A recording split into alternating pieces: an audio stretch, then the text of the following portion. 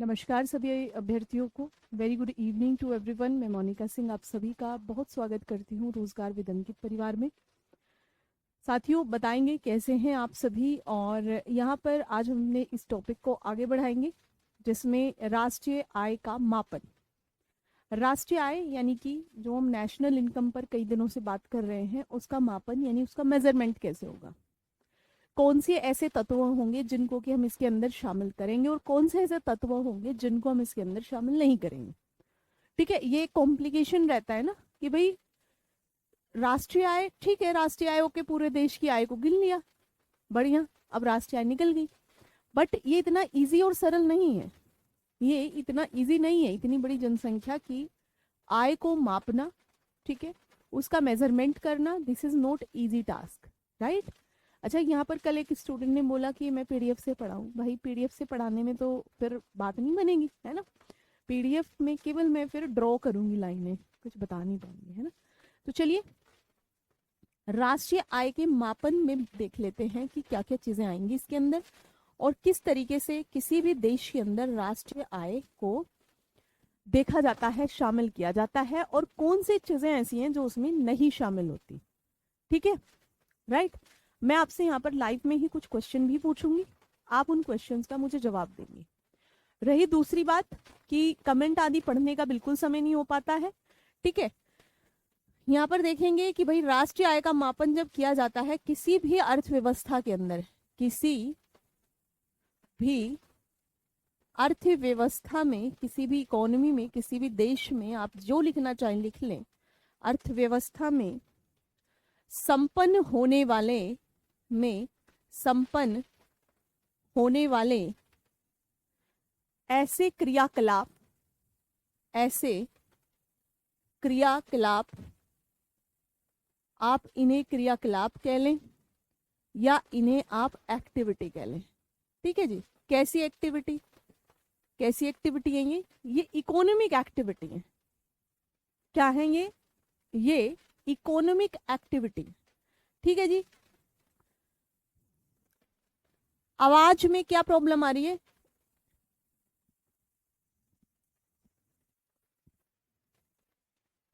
बताना एक बार जी। किसी भी अर्थव्यवस्था में संपन्न होने वाले ऐसे क्रियाकलाप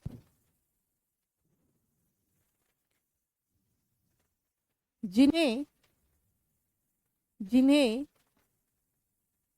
राष्ट्रीय आय में, राष्ट्रीय आय यानी नेशनल इनकम, पूरे नेशन की इनकम में शामिल नहीं किया जाता। ठीक है, नेशनल इनकम में शामिल नहीं किया जाता। ठीक है, नहीं किया जाता है। इसके या इसका कारण यह है, मतलब हम उन्हें क्यों शामिल नहीं करते, ऐसी चीजों को हम क्यों शामिल नहीं करते, क्योंकि ऐसी चीजों को शामिल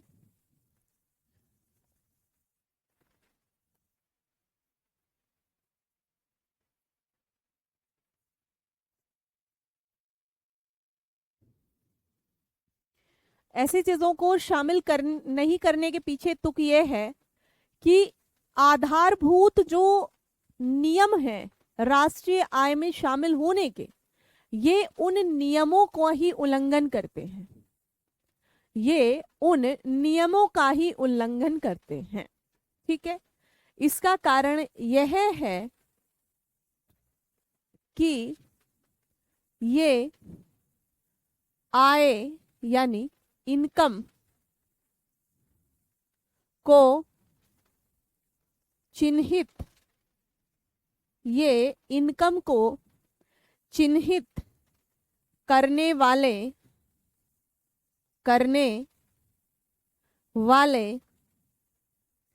आधारभूत नियम की अवहेलना करते हैं।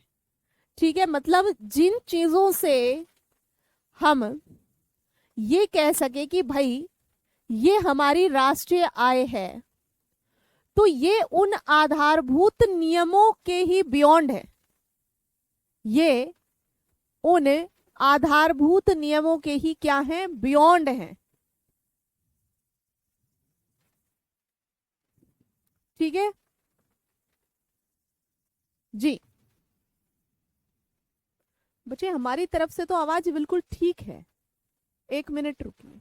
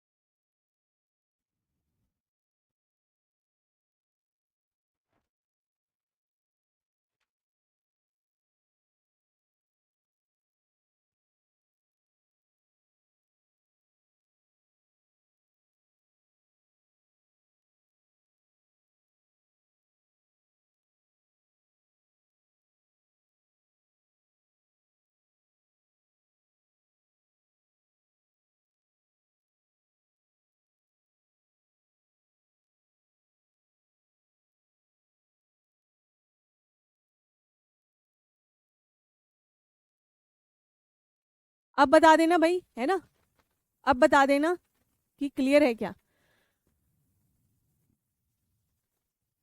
ठीक है, बताइए।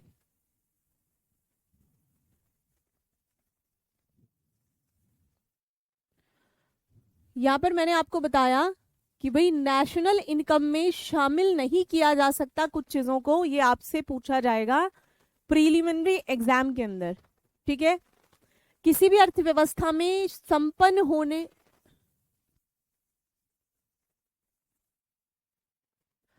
हमारे यहाँ से कोई दिक्कत नहीं है बच्चे, अगर किसी को कोई दिक्कत हो रही है तो वो उसके अपने गैजेट से है, मैंने चेक करा लिया ऑफिस में। यहाँ पर देखेंगे ऐसे सभी क्रियाकलाप जिन्हें नेशनल इनकम में शामिल नहीं किया जाता। क्यों नहीं किया जाता? इसलिए नहीं किया जाता क्योंकि वो उसमें फिट ही नहीं बैठ रहे। मान लिया मैं कहूँ राष्ट्रीय इनकम में हम किसे जोड़ेंगे, तो मैंने कहा भाई अगर कोई किसान उत्पादन कर रहा है अपनी खेत में, जो है आम लगा रहा है, चावल लगा रहा है, गेहूं लगा रहा है, गन्ने बो रहा है, तो उसको हम कैलकुलेट करके इनकम में डाल लेंगे। परंतु यदि यदि कुछ ऐसे ऐसे कुछ फैक्ट है, जैसे जब वो किसान अपने घर के लिए, अपने घर के जो आंगन है उसमें जो है थोड़ा सा पालक लगा ले रहा है, ठीक है, थोड़ा सा जो है हरा धनिया बो ले रहा है, उसको नेशनल इनकम में काउंट नहीं करेंगे, उसको राष्ट्रीय आय में काउंट नहीं किया जाएगा। क्यों नहीं किया जाएगा? क्योंकि वो स्व उपभोग यानी सेल्फ कंजम्पशन के लिए वो खुद खा ले रहा है उसको। सरकार थोड़ी आएगी उसके घर के सामने बैठी रहेगी कि देखे तू कब धनिया काट रहा है, देखे तूने कब बोया, देखे तेरा वो धनिया कितने ग्राम था, कितना ग्राम मैं लिख दूं जल्दी से ऐड कर दूं। This is not possible work ना। ठीक है, वो काम यहाँ पर क्या है, वो यहाँ पर पॉसिबल काम नहीं है।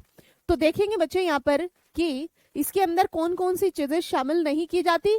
लिख लें कि राष्ट्रीय आय में, राष्ट्रीय आय की गणना में, गणना में शामिल नहीं होने वाले, शामिल नहीं होने वाली क्रियाएं या क्रियाकलाप। ठीक है, क्रियाएं या क्रियाकलाप कौन कौन से ऐसे काम हैं जो इसके अंदर शामिल नहीं हो रहे। देखेंगे सबसे पहले एक है आपका हस्तांतरण भुगतान। क्या हो जाएगा बच्चे? पहला हो जाएगा हस्तांतरण भुगतान यानी ट्रांसफर पेमेंट। ये क्या होता है अभी इसको समझ लेंगे, ट्रांसफर पेमेंट। ठीक है, दूसरा देखेंगे, दूसरा क्या हो जाएगा? दूसरा हो जाएगा पूंजीगत लाभ, पूंजीगत लाभ। तीसरे नंबर पर क्या हो जाएगा? अवैधानिक गतिविधियां, अवैधानिक गतिविधियां। चौथे नंबर पर क्या हो जाएगा? फोर्थ नंबर पर, फोर्थ नंबर पर पारिवारिक, पारिवारिक गतिविधियां या पारिवारिक क्रियाकलाप,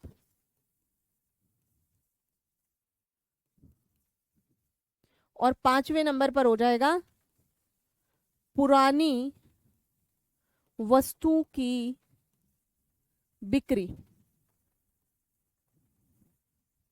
ठीक है, अब आपसे एमसीक्यू में पूछा जाएगा, आपसे एमसीक्यू के अंदर पूछा जाएगा। यहां पर आप देखेंगे कि जब इसमें ये रहेगा कि एक क्वेश्चन पूछा कि निम्न में से, अभी पूछ लो आपसे क्वेश्चन, चलो पूछ लेती हूँ, पहले ही से समझा देती हूँ फिर पूछ लूंगी क्वेश्चन, या अभी पूछ लूं, बताओ भैया, या अभी पूछ लूं, बताएं। अगर मैं आपसे क्वेश्चन पूछती हूं इसके अंदर, तो क्या आप जवाब देने की स्थिति में हैं, या पहले समझा दूं तब दोगे जवाब? तो पहले समझा देती हूँ, पहले मैं समझा दे रही हूँ कि भाई इसमें हस्तांतरण भुगतान क्या होगा। सबसे पहले को समझेंगे हेडिंग डाल के कि हस्तांतरण भुगतान यानी ट्रांसफर पेमेंट का क्या मतलब है। ट्रांसफर पेमेंट का क्या मतलब है जी, ट्रांसफर पेमेंट का क्या मतलब है। ठीक है, यहाँ पर समझे, पहले समझे अपने आप ही जो है अपनी जो ज्ञान के चक्षु आपने खोले हुए हैं उनको थोड़ा सा शांत रखें कुछ समय के लिए, है ना, उसके बाद उत्तर देंगे तो ज्यादा अच्छा लगेगा, है ना। पूछ रहे हैं पूंजीगत लाभ क्यों है, भैया पहले मैं बता तो दूं क्यों है, क्या है ना, पहले तो ये पता हो आपको कि पूंजीगत लाभ है क्या, तब तो बता पाओगे। ठीक है, तो चलो, हस्तांतरण भुगतान, सबसे पहली बात तो ये होता क्या है पहले इसको समझे। आज यदि आप आरओ की क्लास अटेंड कर रहे होंगे तो वहां पर मैंने इसका एमसीक्यू कराया था, है ना, तो एमसीक्यू में ऐसे ही शब्द आते हैं, आपको पहले शब्दावली क्लियर होनी चाहिए। हस्तांतरण भुगतान देखो क्या होता है, इसका अर्थ ऐसे भुगतानों से है, ऐसे भुगतानों या पेमेंट से है, ऐसे भुगतानों या पेमेंट से है जिन्हें प्राप्त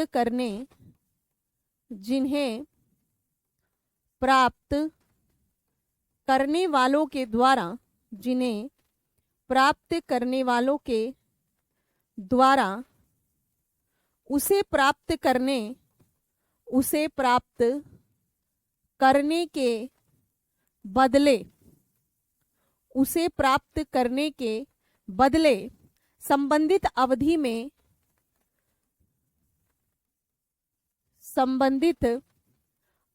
में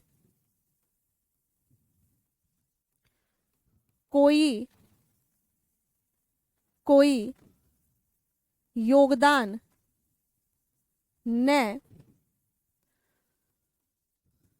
किया गया हो। ये तो हो गई किताबी भाषा की, ये तो हो गई किताबी भाषा की आपकी परिभाषा।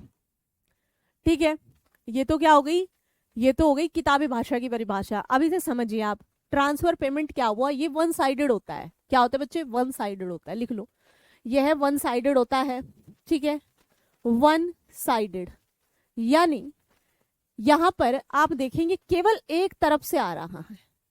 देखो जनरली क्या होता है, जैसे फॉर एग्जाम्पल आप कहीं वर्किंग है, आप कहीं काम कर रहे हैं, तो ये कोई देश है, ये कोई अर्थव्यवस्था है, इस अर्थव्यवस्था के अंदर जो है 4 लोग काम कर रहे हैं। एक जो है खेती कर रहा होगा, ठीक है, एक ने अपना उद्योग खोल रखा होगा, एक ने जो है कुछ बस चला रहा होगा कोई आदमी, है ना, कोई जो है यहाँ पर किसी मैन्युफैक्चरिंग यूनिट में काम कर रहा होगा। तो जब इन सब लोगों ने काम करा तो इन सब लोगों को इन्होंने काम दिया, इकोनॉमी में इन्होंने क्या डिवोट करा, काम डिवोट करा। भाई बस चलाई, इतने किलोमीटर वहां से भाड़ा वसूला, खाना बनाया, होटल चलाया, खेती करी, वटेवर। तो इन्होंने क्या दिया, इन्होंने अपना काम दिया, इन्होंने क्या दिया, काम दिया। इस काम के बदले इन्हें क्या मिला, इन्हें मिली पेमेंट, इन्हें मिली यहाँ पर मजदूरी, इन्हें क्या मिली यहाँ पर तनख्वाह। समझ गए। तो यहाँ इन्होंने दिया और यहाँ इनसे जो है, यानी कि यहाँ पर प्रोडक्शन कुछ काम हुआ, प्रोडक्टिव कुछ काम हुआ, तो इन्होंने दिया, इन्हें पैसा मिल गया। अब ये जो इन्होंने काम करके दिया, ये अर्थव्यवस्था में कोई और खरीदेगा, वो पैसे देगा, इस तरीके से एक फ्लो चलता रहेगा। अब यहाँ पर क्या है, वन साइडेड, ये क्या था, टू साइडेड हो गया। ये क्या हो गया बच्चे, टू साइडेड हो गया। तो यहाँ पर इसको पेमेंट मिल गई। अब ये है हस्तांतरण पेमेंट, केवल और केवल पेमेंट ही जा रही है, उसके बदले में कुछ नहीं हो रहा है। ये कैसा काम है भाई? ठीक है, केवल और केवल पेमेंट हो रही है, उसके बदल में कोई काम नहीं हो रहा है। यानी कि जैसे फॉर एग्जाम्पल हमने किसी को कुछ दान दे दिया, भीख दे दी, तो उसके बदले में उसने कुछ करके नहीं दिया हमारा, हमने केवल उसको दिया वन साइडेड। सरकार ने हमें पेंशन दे दी, सरकार ने हमें स्कॉलरशिप दे दी, सरकार ने हमें जो है एक मुश्त कुछ पैसा दे दिया, तो यानी कि यहाँ पर केवल और केवल वन साइडेड ये हो रहा है। उदाहरण, उदाहरण क्या उदाहरण है? बेरोजगारी भत्ता, सरकार ने भत्ता दे दिया, कह रही नौकरी तो मैं दिला नहीं पा रही, कोई बात नहीं तुम भत्ता संभालो तब तक, बेरोजगारी भत्ता। ठीक है जी। दान हो गया, किसी को दिया गया कोई उपहार हो गया, ठीक है, गिफ्ट हो गया, पेंशन हो गया, है ना। इस तरीके से जो भी काम हुआ जो वन साइडेड था उसे हम यहाँ पर क्या कहेंगे? ट्रांसफर पेमेंट कहेंगे। अब ये जो ट्रांसफर पेमेंट है इसको हम नेशनल इनकम में नहीं जोड़ते।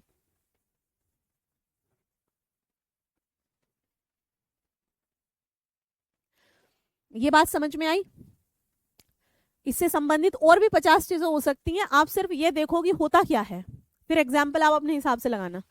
ठीक है, जहां किसी ने कुछ काम धंधे किए बिना पैसा प्राप्त कर लिया उसको हम ट्रांसफर पेमेंट कहते हैं, यानी कि केवल पेमेंट ही ट्रांसफर हुई है, नथिंग एल्स।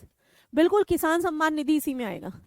किसान अपना काम कर रहे हैं बट उनको उस काम करने के लिए थोड़े वो किसान सम्मान निधि दी गई, उन्हें कहा कि हम तुम्हारा सम्मान कर रहे हैं, तुम बहुत मेहनत करते हो, बहुत बढ़िया काम करते हो। ठीक है। भत्ता क्या होता है? भत्ता वो होता है तुम जाके जो जितने भी लोग अनएम्प्लॉयड हैं, कायदे से तो ये होता है, जैसे विदेशों में क्या होता है कि यदि सरकार अपने बाशिंदों को, अपने लोगों को रोजगार नहीं दिला पा रही है तो सरकार की लाइबिलिटी बन जाती है कि उनको खाने नहाने के लिए पैसा दे। तो किसी भी देश की जो फॉरेन कंट्रीज हैं वहां पर पैसा मिलता है लोगों को जो अनएम्प्लॉयड हैं। हमारे देश में भी ये होना चाहिए, यहाँ पर हमारे देश में भी होना चाहिए और होता भी है। एक बार खूब लहर सी चली, कहा कि अरे जो बेरोजगार वो रोजगार दफ्तर हैं, जैसे हमारे यहाँ पर है, अपने डिस्ट्रिक्ट में होता है सब जगह, तो वहां ऐसी लंबी लंबी भीड़ लगी। ठीक है, मैं खुद आंखों देखा एग्जाम्पल आपको बताऊंगी। खूब लंबी लंबी भीड़ लगी, हम भी किसी के साथ चले गए। ठीक है, हम तो आई थिंक मैं तो 12वीं में थी, 12वीं या ग्रेजुएशन में थी, तो वहां पर जो एलिजिबिलिटी थी वो ये थी कि 12वीं वाले लोग, ठीक है, 12वीं वाले 10वीं वाले जो भी हैं वो लोग आकर के यहाँ पर अपना पैसा, जी है ना, वो था कि भाई यहाँ पर क्या है कि अपना पैसा ले लेंगे, उनको उनको हर महीने सरकार पैसा दिया करेगी। अपना नाम लिखवा दो, अपनी क्वालिफिकेशन बता दो, ठीक है, अपनी क्वालिफिकेशन बता दो, अपनी नाम लिखवा दो, राइट। अब भाई साहब वहां पर गए तो वहां पर जो फॉर्म लिए जा रहे थे, देखो करप्शन का आलम देखो, जो फॉर्म लिए जा रहे थे वो किसके फॉर्म ले रहे थे? जैसे विंडो पे जो लड़के या लड़कियां जो भी थे उस फॉर्म के साथ में 100 रुपए लगा के दे रहे थे, तो उनके फॉर्म अंदर फटाफट से जमा कर ले रहे थे वो लोग। ठीक है, और जो नहीं दे रहे थे उनके नहीं कर रहे थे। तो मैंने देखा, मैं एक दीदी के साथ गई हुई थी, तो मैंने बोला उसको, मैंने बोला कि भाई ये तो रोजगार है नहीं इनके पास, तब तो ये यहाँ आए हैं नाम लिखवाने के लिए। ठीक है, तो फिर वहां पर बड़ा हल्ला हुआ, पीछे जो लाइन में लगे थे और जो दे रहे थे वो भी घबरा गए कि पता नहीं अब क्या हो जाएगा। ठीक है, तो यानी कि आप यदि वहां पर जाकर के अपने आप को एनरोल करा देते हो तो आपको एक भत्ता मिलने लगेगा, आपको एक पैसा अमाउंट मिलने लगेगा। ठीक है, बिल्कुल जो आपको उपहार वो मिलता है किसी अवार्ड के साथ में पैसा, वो भी इसी के अंदर आ जाता है। कुछ मिला नहीं हमारे देश में तो भैया लोगों को। ठीक है, आगे देखेंगे नेक्स्ट, पूंजीगत लाभ। क्या हो जाएगा बच्चे? पूंजीगत लाभ। पूंजीगत लाभ क्या होता है ना, पहले पूंजीगत लाभ को समझे। यहां पर है कैपिटल गेन, कैपिटल गेन इसकी अंग्रेजी, कैपिटल गेन। इस बार के बजट में काफी चर्चा में रहा था, है ना, इस बार के बजट में ये काफी ज्यादा चर्चा में रहा था, है ना। पूंजीगत लाभ क्या है? अच्छा, जितनी चीजें बताई जाती हैं यदि आपको वो समझ में आ रही हैं तो आप अगली भी कर लोगे, है ना। ओके, पूंजीगत लाभ का मतलब होगा कि बाजार की,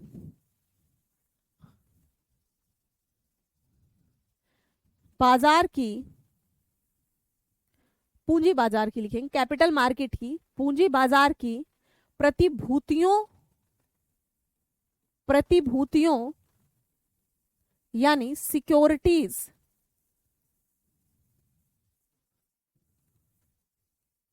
को बाजार, पूंजी बाजार की प्रतिभूतियों को बाजार कीमतों में होने वाले उतार चढ़ाव होने वाले उतार चढ़ाव अप एंड डाउन द्वारा व्यक्त करते हैं, व्यक्त करते हैं। वे राष्ट्रीय आय, वे राष्ट्रीय उत्पादन के प्रवाह में आने वाले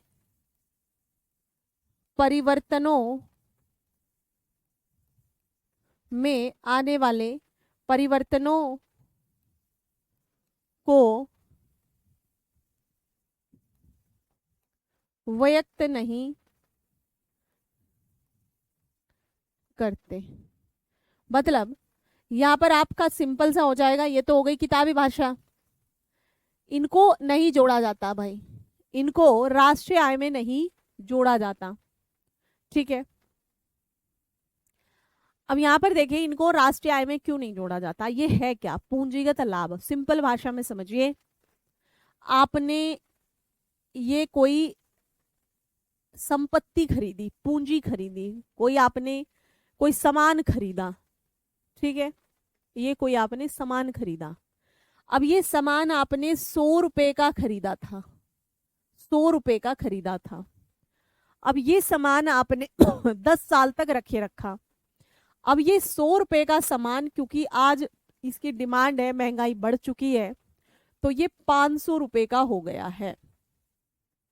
अब 100 में आपने खरीदा था, 500 का ये इसलिए हो गया, 500 का इसलिए हो गया। राज धनकर जी, बच्चे क्या दिक्कत हो गई है, कहाँ पे दिक्कत आ गई है? जिन बच्चों को समझ में नहीं आती हैं चीजें, वो ये समझे कि आप इक्का दुक्का हैं, यानी कि आपके जो अध्यापक हैं उनमें कोई समस्या नहीं है, वो समझाने का पूरा प्रयास करते हैं। बाकी के जो 99.9% बच्चे हैं उनकी सारी बातें समझ में आती हैं। तो दिक्कत आप अपने अंदर ढूंढे और अपो दीपा भवा, ये जो कॉन्सेप्ट है इसको बच्चे ध्यान में रखते हुए चलें। आपको यदि पीसीएस की परीक्षा देनी है और गंभीर तरीके से देनी है तो मेहनत करनी पड़ेगी।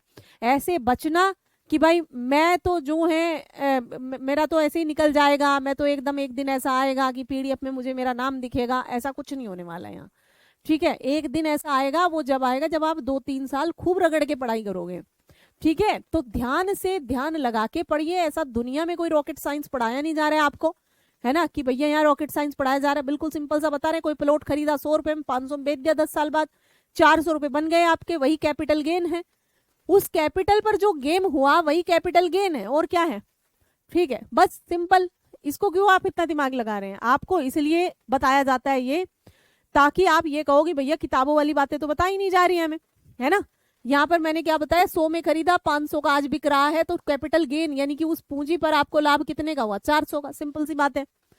तो इस 400 रुपया पर, इस 400 रुपया पर एक टैक्स लगता है जिसे पूंजीगत लाभ कर कहते हैं, कैपिटल गेन टैक्स कहते हैं। वो अलग की बात है, फिलहाल इसे समझिए। मान लिया हमारे घर की बराबर में कोई जमीन पड़ी थी, हमने 1 लाख की ली, 100 रुपए की ली थी, आज 500 की बेच रहे हैं, तो हम सरकार को बताने ही कहाँ जाते हैं कि 400 रुपए बच गए हैं, इस पे हम कुछ नहीं बता रहे। तो यह भी आपकी राष्ट्रीय आय के अंदर शामिल नहीं होती। जो भी हमने पूंजी पर लाभ कमाया वह हमारा राष्ट्रीय आय के अंदर शामिल नहीं होता है। ठीक है जी, पूंजी पर जो लाभ कमाया वह हमारा राष्ट्रीय आय के अंदर शामिल नहीं होता है। सिंपल। आगे देखेंगे नेक्स्ट बात कौन सी नहीं है। तो यहाँ पर हमने कहा था अवैधानिक गतिविधियां। अवैधानिक गतिविधियां कौन सी गतिविधियां होती हैं? जो लीगल ना हो, इलीगल हो।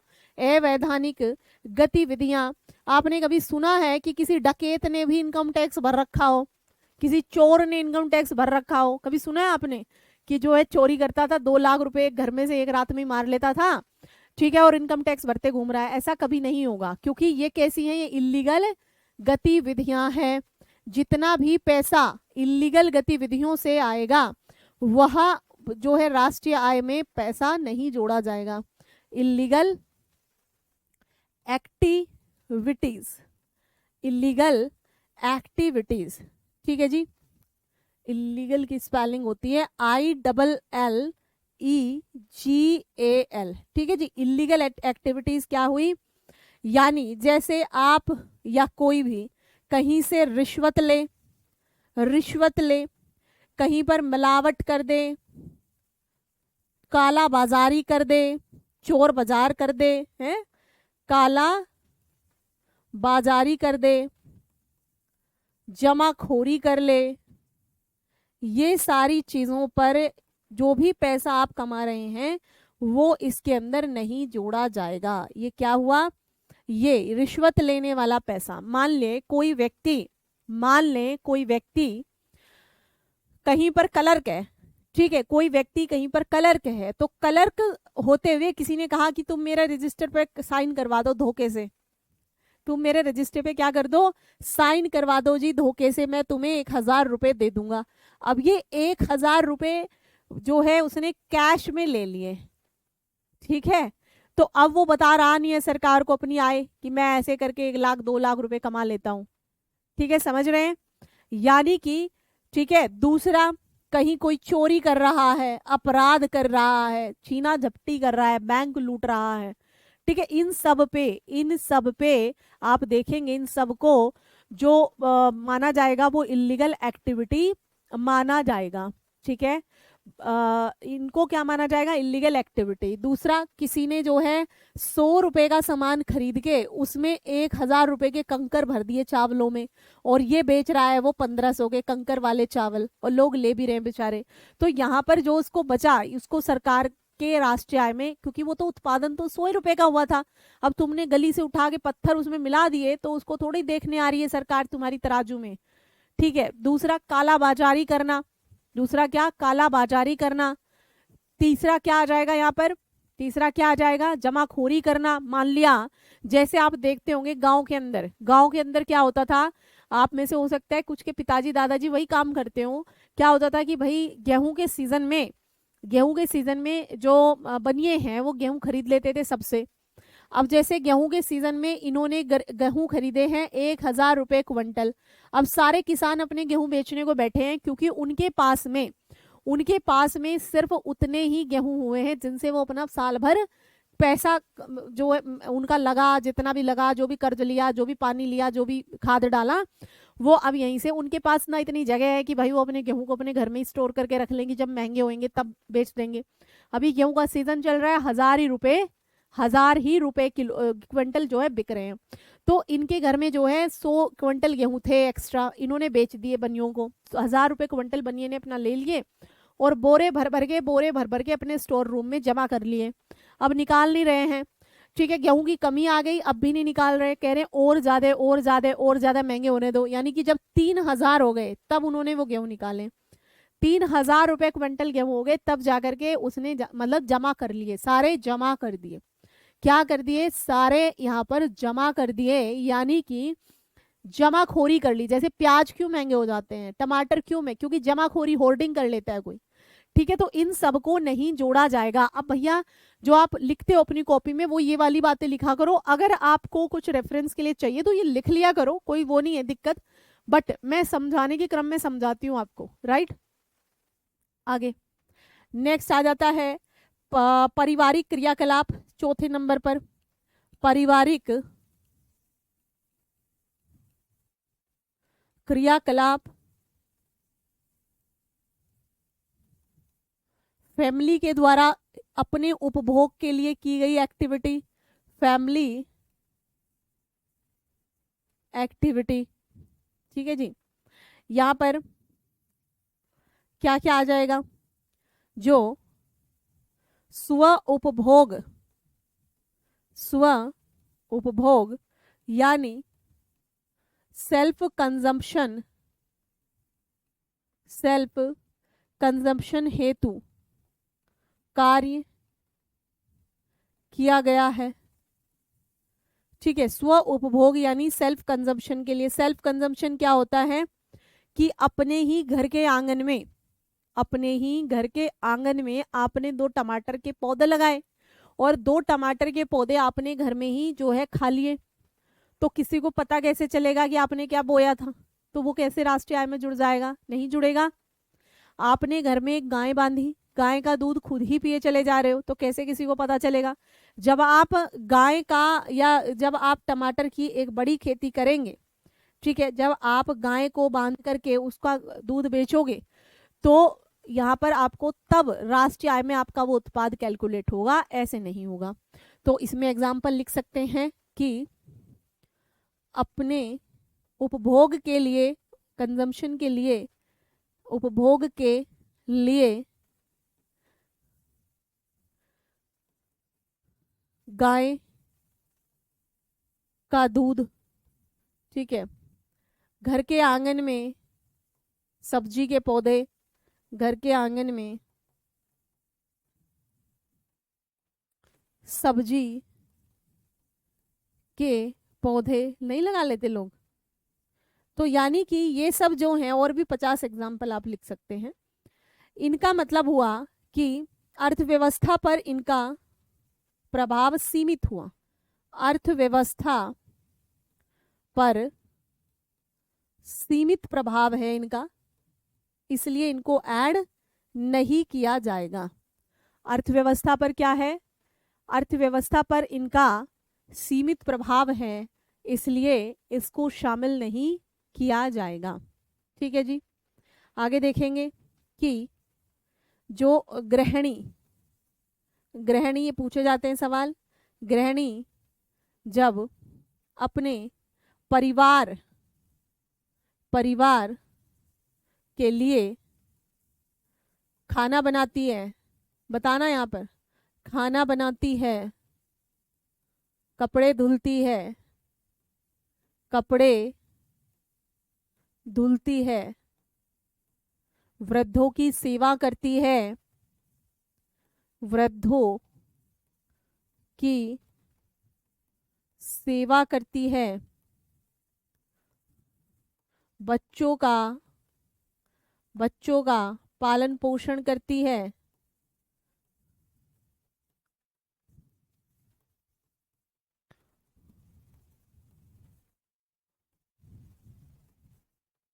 तो उसकी इस सेवा को या उसकी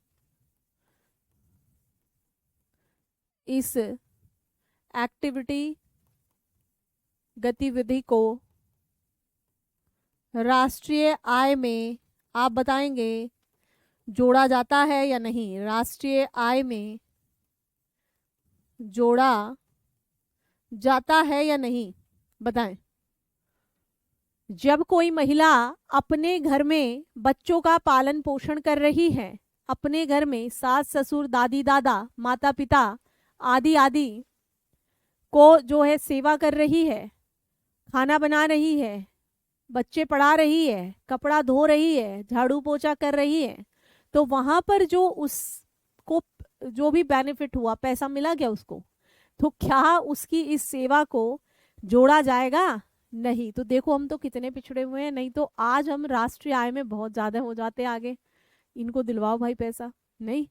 अगर यही काम यहाँ पर राष्ट्रीय आय में जोड़ा नहीं जाता है, ठीक है जी, कितना नुकसान हो गया भाई।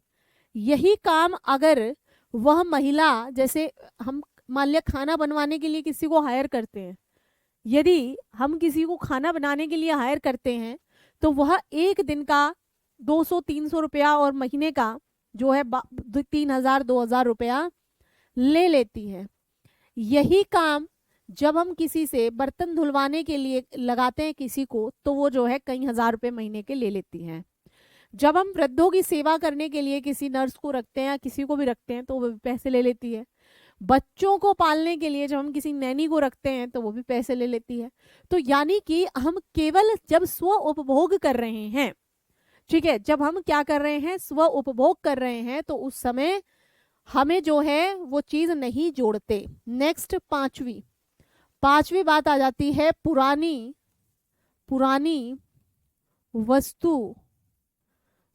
वस्तुओं की बिक्री।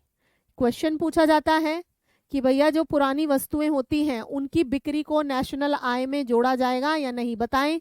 पुरानी वस्तुओं की बिक्री यानी second hand sales, second hand जो वस्तुएं हैं क्या ये नेशनल आय में जोड़ी जाती हैं? सेकंड हैंड सेल, तो जो भी सेल हम सेकंड हैंड वस्तुओं की करते हैं इनको भी हम इसमें नहीं जोड़ते हैं, ठीक है, इसमें भी हम नहीं जोड़ते हैं।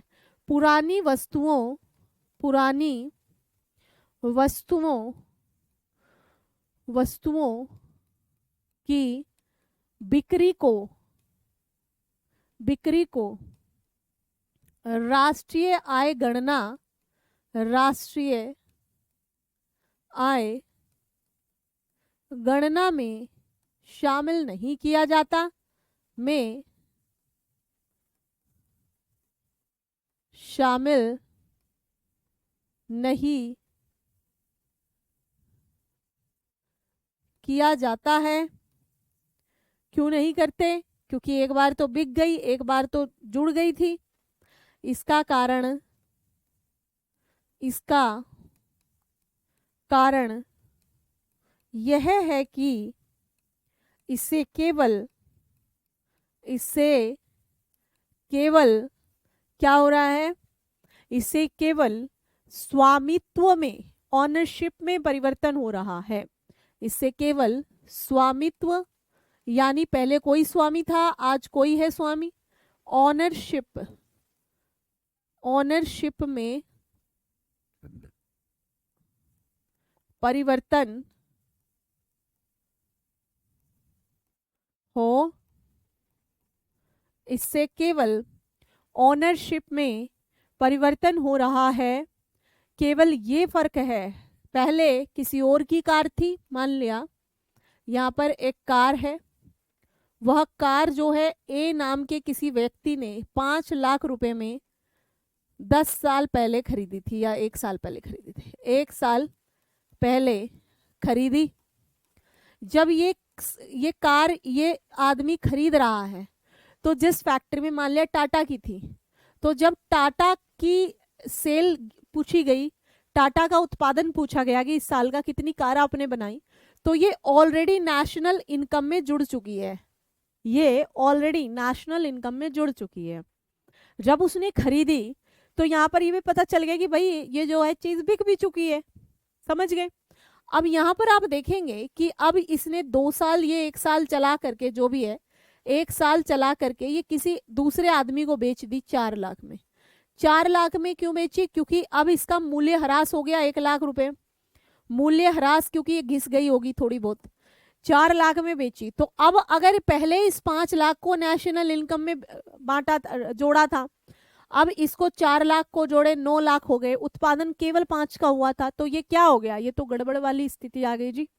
तो इसके चलते यहाँ पर केवल एक ही बार इन चीजों को जोड़ा जाता है, ना कि बार बार। बच्चे ये सीधे समझ में आई? अब पूछ लूं मैं आपसे कि निम्न में से जो नेशनल इनकम है उसमें किसे जोड़ा जाता है, किसे नहीं? एक बार सारे बच्चे ध्यान से देख करके बताएंगे कि भाई कहीं पर कोई कंफ्यूजन तो नहीं है। हाँ जी, एक बार सारे बच्चे बताएंगे कि किसी तरीके का कोई कंफ्यूजन तो नहीं है, बताएं जी।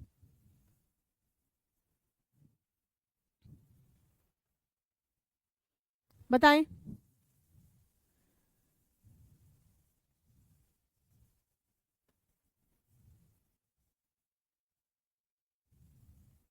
कोई कंफ्यूजन बच्चे? समझ में आ गया? बहुत बढ़िया भाई।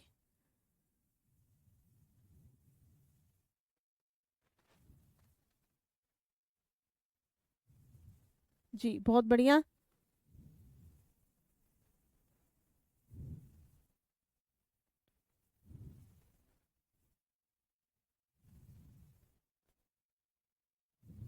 जी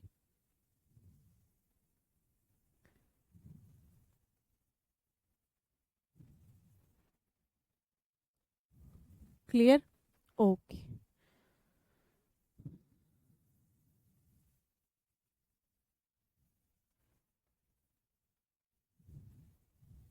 यहाँ पर एक सवाल आपके लिए,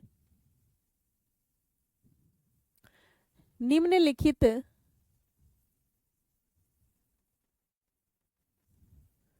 में से किसे राष्ट्रीय आय की गणना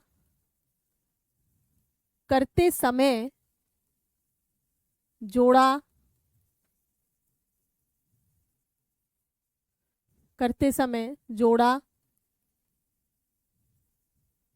जाएगा? पहला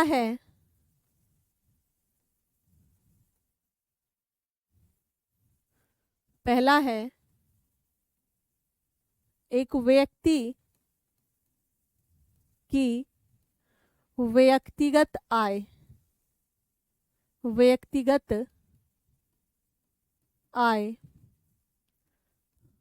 दूसरा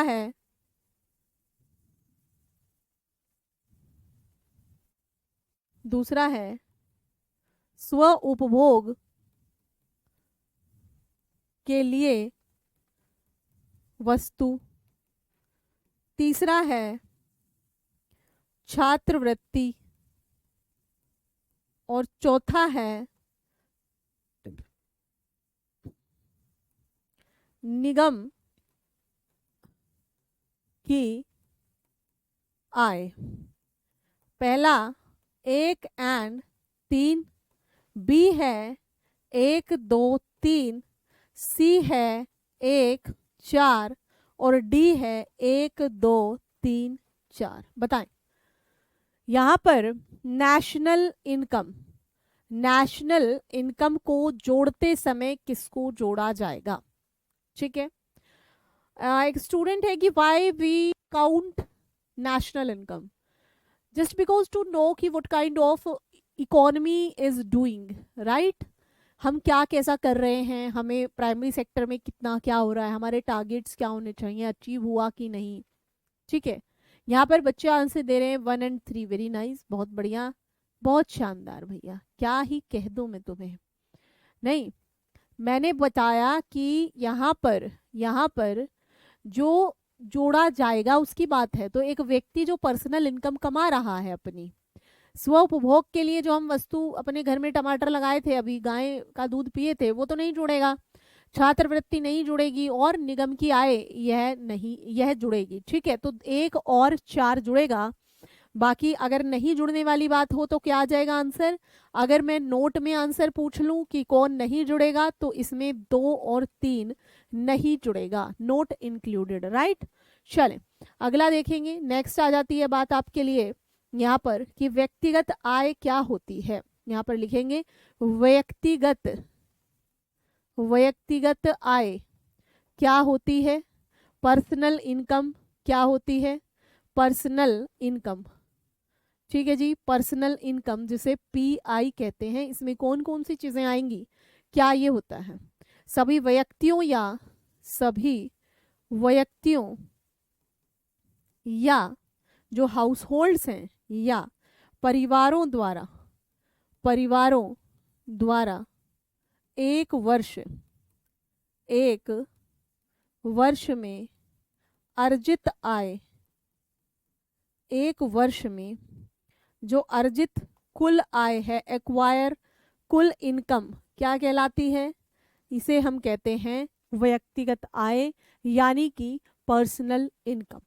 ठीक है, अब आप मुझे बताएं कि क्या इसके अंदर आप मुझे बताएंगे कि जो एलपीजी सब्सिडी मिली, क्या वह पर्सनल इनकम में जोड़ी जाएगी या नहीं? मिली होगी ना किसी को? आप बताएं कि एलपीजी पर मिलने वाली सब्सिडी, ये पूछ लिया जाएगा आपसे, फिर कहोगे कि हमें तो बताया ही नहीं था। एलपीजी सब्सिडी जैसे भुगतान हस्तांतरण या हस्तांतरण भुगतान इसमें शामिल होंगे या नहीं होंगे? बताएं। एलपीजी सब्सिडी जैसे एलपीजी सब्सिडी, जैसे एलपीजी सब्सिडी क्या है, एक योजना आई थी उज्ज्वला योजना, याद है उज्ज्वला योजना। बच्चे कह रहे नहीं, बच्चे मैं बात कर रही हूँ व्यक्तिगत आय की, आई एम नॉट सेइंग राष्ट्रीय आय। देखेंगे, ध्यान देंगे, नहीं जोड़ा जाएगा बच्चे। जो बालक कह रहे हैं नहीं जोड़ा जाएगा उनको मैं समझाना चाहती हूँ। देखो क्या है, एक मिनट,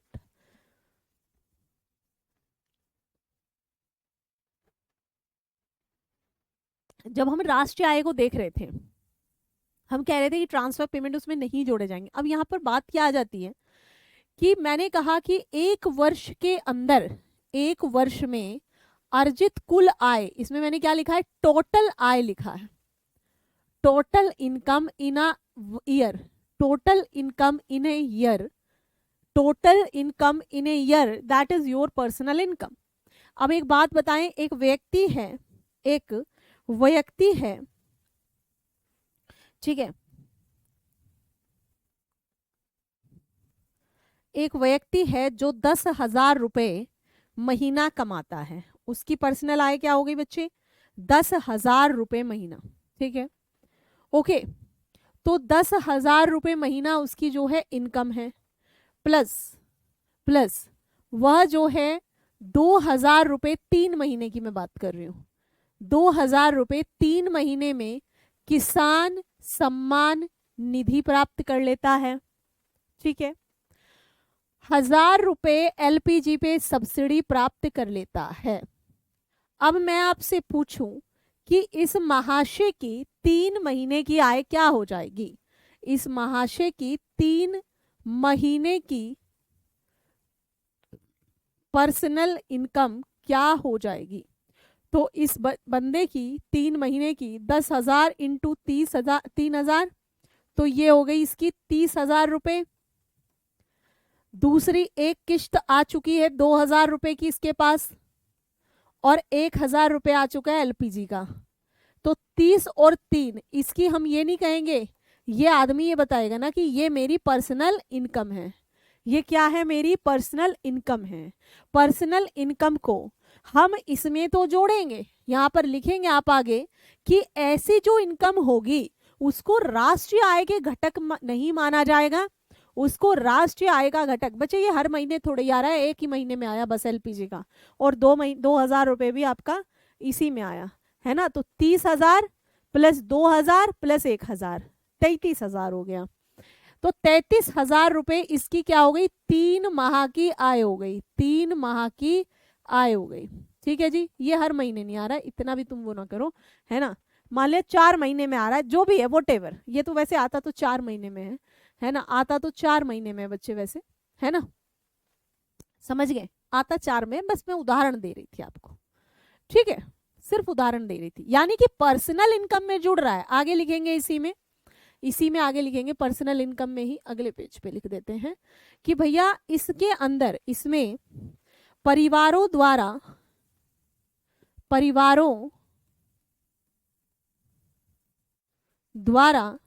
क्योंकि आप ये भी देखिए मैंने यहाँ पर क्या लिखा है, मैंने लिखा है कि सभी व्यक्तियों या परिवारों द्वारा, तो यानी परिवार में आ रही है ना उसकी, परिवार में आ रही है ना उसकी वो इनकम, जो एलपीजी का जो भी पैसा आया है, पैसा आया है, वो छूट नहीं मिली, वो पैसा आया है, तो that will count, right.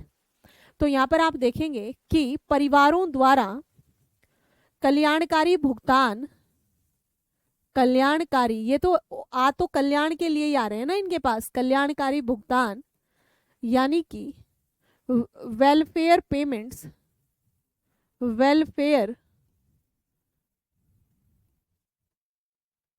Payments, welfare payments प्राप्त किए जाते हैं, क्या किए जाते हैं, प्राप्त किए जाते हैं,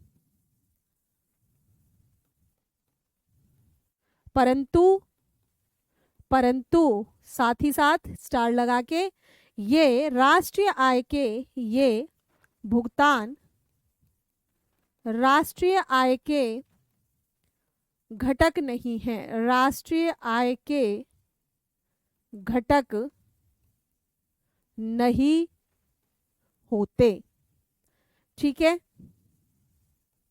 नहीं होते। ठीक है जी, आगे लिखेंगे स्टार लगाकर कि राष्ट्रीय आय लेखांकन, राष्ट्रीय आय लेखांकन में कुछ ऐसी आय या इनकम, कुछ ऐसी आय या इनकम भी शामिल कर ली जाती हैं, इनकम भी शामिल कर ली जाती हैं, शामिल कर ली जाती हैं, जो व्यक्तियों की, जो व्यक्तियों की व्यक्तिगत आय, पर्सनल इनकम, इंडिविजुअल इनकम, ठीक है, जो व्यक्तियों की व्यक्तिगत आय होती हैं, आय होती हैं, परंतु उन्हें वास्तव में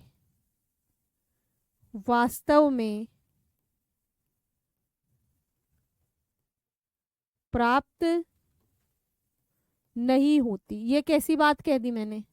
ये देखो भाई,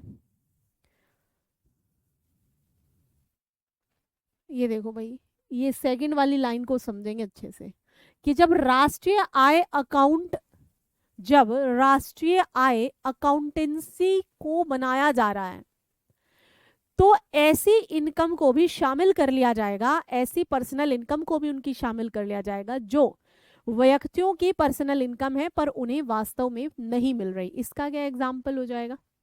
इसका एग्जाम्पल देखेंगे क्या हो जाएगा। यहां लिख लेंगे कि सामाजिक सुरक्षा,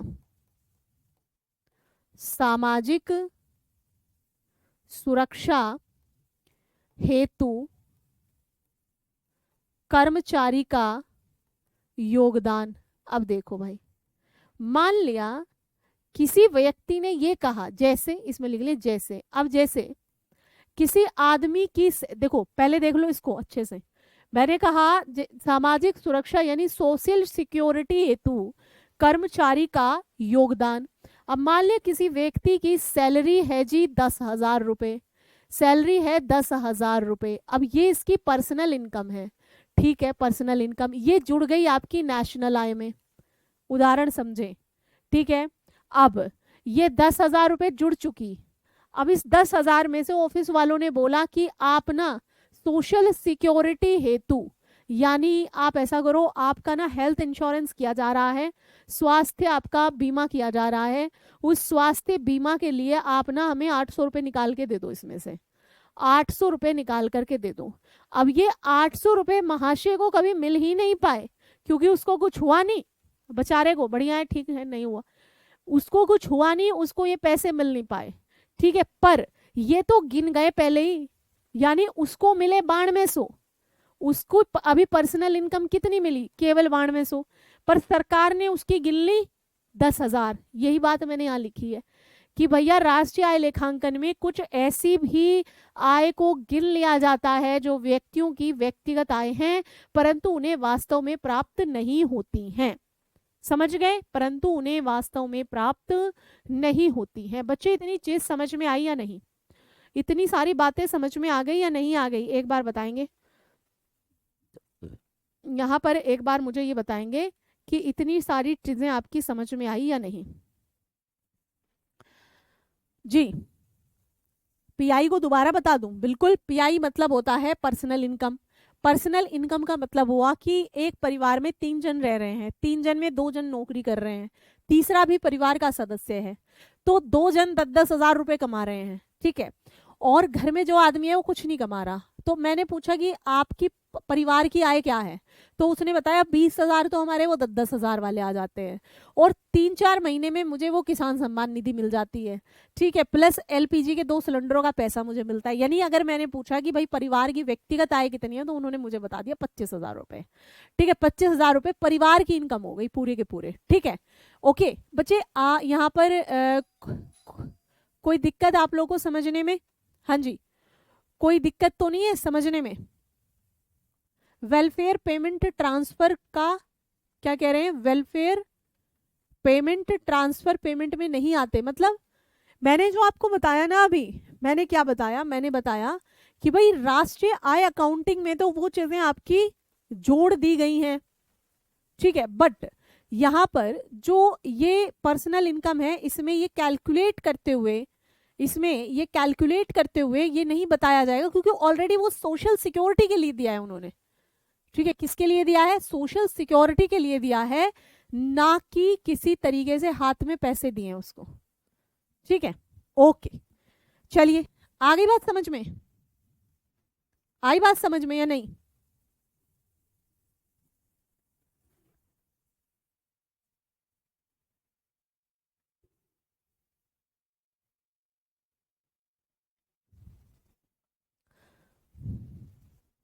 कोई दिक्कत नहीं। अब इसमें जिसको भी कंफ्यूजन रह गया हो वो आपका क्लियर होगा जब हम पढ़ लेंगे राष्ट्रीय आय मापने की विधि। अब कुछ बच्चे ये सोच रहे होंगे अच्छा सबकी इनकम गिन ली, तो आधे लोग जो इनकम ही नहीं करते उसको कैसे गिनोगे? तो वो कुछ खर्चा करते होंगे, ठीक है, वो क्या करते होंगे? वो कुछ खर्चा करते होंगे। तो हम एक खर्चा विधि भी पढ़ेंगे, एक इनकम विधि पढ़ेंगे, एक उपभोग विधि पढ़ेंगे, ठीक है। तो इस तरीके से हम अपनी कल की क्लास के अंदर ये तीनों चीजें पढ़ेंगे, ठीक है बच्चे। आपके जो भी डाउट हुआ करें आप कमेंट बॉक्स में वहां पर पूछ सकते हैं। पर्सनल इनकम नेशनल इनकम में क्यों नहीं आएगी भैया? पर्सनल इनकम ही से ही तो नेशनल इनकम जुड़ेगी, है। चलिए, इलीगल एक्टिविटी वो होता है जो हम लीगल तरीके से नहीं करते, यानी कानून की आंखों में धूल झोंक के करते हैं, उनको इलीगल एक्टिविटी कहते हैं, ठीक है बच्चे। तो चलिए, आप सभी बालकों का बहुत बहुत धन्यवाद, मिलते हैं कल। अगर कुछ डाउट रह जाता है तो रात को पूछ लेना आप लोग कमेंट बॉक्स में, मैं वॉइस में मैसेज कर दूंगी। पर्सनल मैसेज मत किया करो, बहुत सारे मैसेज हो जाते हैं, नहीं दिया जाता है आंसर, ठीक है जी। तो चलिए, thank you so much to everyone, मिलते हैं कल की क्लास में 3 बजे, धन्यवाद।